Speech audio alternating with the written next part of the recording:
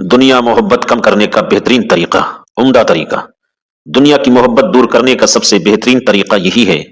کہ دنیا کی فنائیت میں غور کیا جائے کہ دنیا فنا ہونے والی ہے، ایک دن دنیا ختم ہو جائے گی۔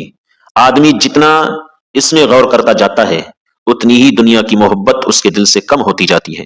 دنیا کی محبت کم کرنے کے لیے امام غزالی رحمۃ اللہ تعالی علیہ کے کلام سے اسی آیت سے متعلق کچھ کلام پیش کیا جاتا ہے۔ چنانچہ حضرت امام محمد غزالی رحمۃ اللہ تعالی علیہ فرماتے ہیں، جو شخص دنیا میں آتا ہے تو اس کی مثال ایسی ہے جیسے کسی میزبان کے پاس کوئی مہمان ہو، اور اس میزبان کی یہ عادت ہو کہ ہمیشہ مہمانوں کے لیے مکان سجا کے رکھتا ہو، مکان آراستہ رکھتا ہو، لہذا اس نے مہمانوں کو یکے بعد دیگرے بلا کر ان کے سامنے بہترین انتہائی خوبصورت برتنوں میں عمدہ عمدہ کھانے سجائے، بہترین ڈشیں لگائیں، چاندی کی انگیٹھیوں میں عود اور اگربتیاں سلگائیں، کمروں میں اعلیٰ قسم کا اسپرے کروایا، خوشبو لگائی تاکہ مہمانوں کے دماغ معطر رہیں، خوش رہیں، اور خوب مہمانوں کو سکون اور آرام ملے اور یہ فرحت و سکون حاصل کریں۔ عقل مند مہمان ان تمام انتظامات سے، ان تمام لوازمات سے خوب لطف اندوز ہوتا ہے، اور پھر رخصت کے وقت اپنے اعزاز و اکرام کی بنا پر، رخصتی کے وقت اپنی عزت و تکریم کی بنا پر وہ مہمان میزبان کا شکریہ ادا کرتا ہے، شکریہ ادا کرتا ہے۔ لیکن بے وقوف مہمان اس بدگمانی کا شکار ہو جاتا ہے کہ میزبان نے یہ جتنا انتظام کیا ہے، جتنا اہتمام کیا ہے، اور یہ سبھی چیزیں اسے دینے ہی کے لیے سجائی ہیں تاکہ رخصت کے وقت انہیں اپنے ساتھ لے جائے، اور وہ اسی میں پڑا رہتا ہے کہ رخصت کے وقت، جانے کے وقت اس کے سامنے سے تمام چیزوں کو اٹھا لیا جاتا ہے۔ جب خالی ہاتھ پلٹتا ہے تو بڑا کبیدہ خاطر، ملول خاطر،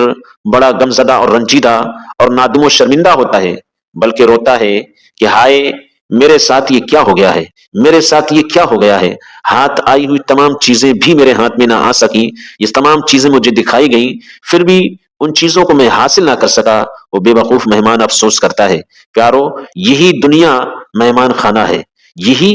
دنیا، اسی طریقے سے یہ دنیا مہمان خانہ ہے، اور اس کے سامان آرائش و زیبائش کو دیکھ کر الجھ نہیں جانا چاہیے۔ دنیا کی رنگینیوں، دنیا کی سجاوٹوں اور دنیا کی چکا چوند کو دیکھ کر ہمیں دنیا میں نہیں کھونا چاہیے، دنیا میں نہیں الجھ جانا چاہیے۔ کہیں ایسا نہ ہو کہ اس کے لالچ، اس کے حرص اور اس کے لالچ میں گرفتار ہو جائیں اور پھر موت کا وقت بھی سر پہ آ پہنچے، پھر سوائے پچھتاوے کے کچھ ہاتھ نہ آئے گا، پھر بغیر سوائے افسوس کے کچھ بھی ہاتھ نہیں لگے گا۔ اس لیے اعلیٰ حضرت نے ان اشعار کے ذریعے ہمیں آپ کو اس دنیا کی حقیقت کو سمجھایا ہے۔ فرماتے، دنیا کو تو کیا جانے، دنیا کو تو کیا جانے، یہ بس کی گانٹھ ہے ہر رافع،